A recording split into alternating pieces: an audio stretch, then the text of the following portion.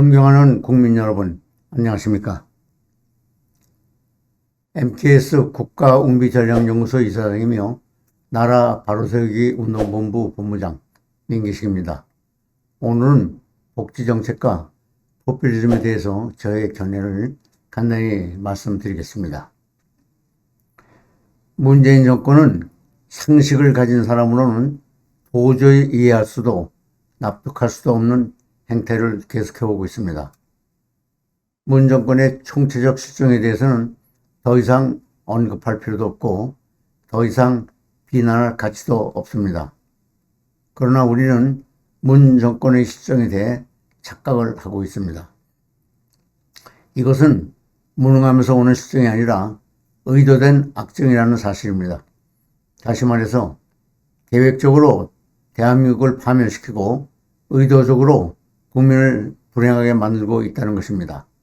문 정권이 추진해온 여러 분야의 정책 모두가 국가의 앞날을 위하여 우려되는 것이지만 복지를 빙자한 포퓰리즘, 즉 대중인기 영합주의에 대해서는 저는 깊은 우려의 마음을 금할 수가 없습니다.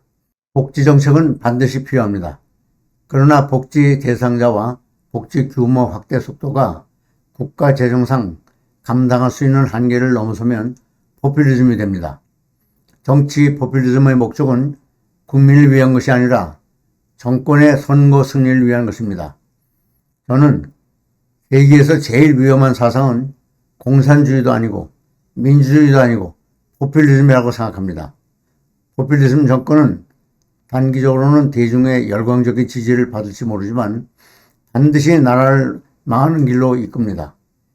개인이나 국가나 번 것 이상으로 소비하면 반드시 비참한 결말을 맞게 된다는 것은 필연적이기 때문입니다.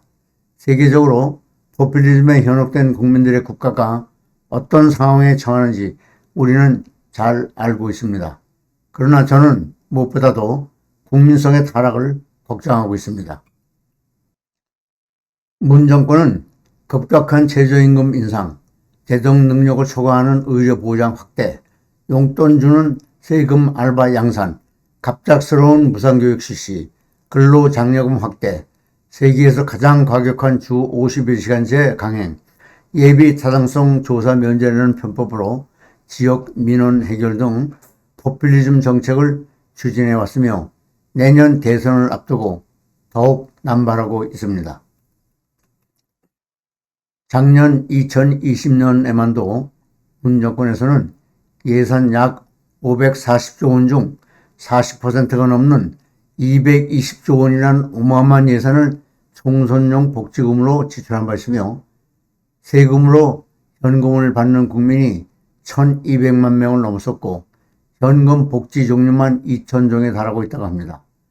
약 800만 명에게 30조 원 가까운 기초연금을 지급하고 있고 세금 알바에 약 40조 원을 퍼붓고 있으며 차상위 계층 청년들에게도 상당한 복지 혜택을 주고 있습니다. 국가 경제와 국민 행복을 파멸시키는 포퓰리즘은 국민들이 막아야 합니다. 스위스 국민들은 모든 성인에게 매달 2,500프랑, 약 300만 원이죠. 2,500프랑씩 기본소득을 주자는 제안을 국민투표에서 압도적 반대로 부결시켰습니다. 노조 단체까지도 반대하였습니다. 반대 이유는 간단합니다. 땀 흘리지 않으면 스위스의 미래가 없다는 공감대가 형성되어 있었기 때문입니다. 노르웨이 국민들은 국회 유전 수익금으로 조성한 국부펀드를 미래 세대를 위해 비축하고 당대에는 손대지 않기로 합의하였습니다. 현재 적립금 1조 달러의 세계 최대 국부펀드로 부상한 것이 그 결실입니다. 독일 좌파 사회당에서는 통독 후유증으로 침체된 경제를 살리기 위하여 선거에서 패배할 줄 알면서도 노동개혁에 착수하였으며 과연 그 다음 총선에서 패배하였습니다. 그러나 정권을 넘겨받은 메르켈 우파 정부가 개혁 작업을 완수하여 경제를 부흥시켰습니다. 얼마나 현명한 국민들입니까? 일본에는 공짜는 독약이라는 속담이 있습니다. 우리나라 젊은 세대들은 지금 정권의 뇌물성 포주기 포퓰리즘이 공짜라고 생각할지 모르지만 이것은 바로 독약이라는 것을 알아야 합니다. 앞으로 국가재정 고갈에 대한 뒷감당은 누가 하게 되겠습니까?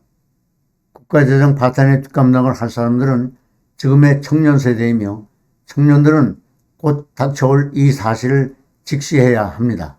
국가 경제와 국민의 행복을 파멸시키는 문 정권의 포퓰리즘을 막아야 합니다. 포퓰리즘을 막는 방법은 유권자들이 포퓰리즘의 폐해를 인식하고 단호히 반대해야 하는 것입니다.